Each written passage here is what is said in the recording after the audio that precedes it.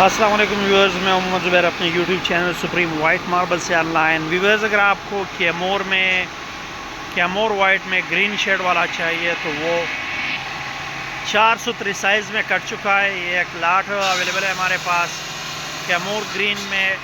Shade इसका इस तरह का शेड है, मैंने इस पर पानी डाला हुआ है। इसका ओरिजिनल शेड नज़र आ रहा है। मैं और भी करीब से इसकी वीडियो बना लेता हूँ। अगर आपको ग्रीन शेड में कैमोर चाहिए, इसके अलावा इसके पिक्चर्स भी मेरे पास है, मतलब फ़र्श में लग के किस तरह दिखता है, पॉलिश के बाद किस तरह दिखेगा, तो उसकी भी पिक्चर्स मेरे पास मौजूद है कि पॉलिश होने के बाद ये किस तरह दिखेगा। बिल्कुल इसी शेड में निकलेगा।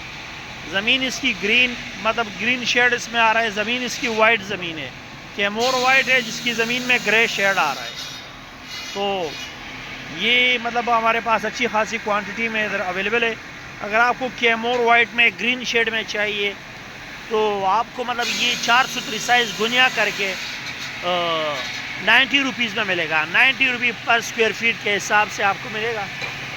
मतलब एक स्क्वायर फीट की कीमत 90 रुपीज़ है। अब ये जो है ना 2 फुट का पीस पड़ा हुआ है, तो ये 2 फुट का पीस आप लोगों को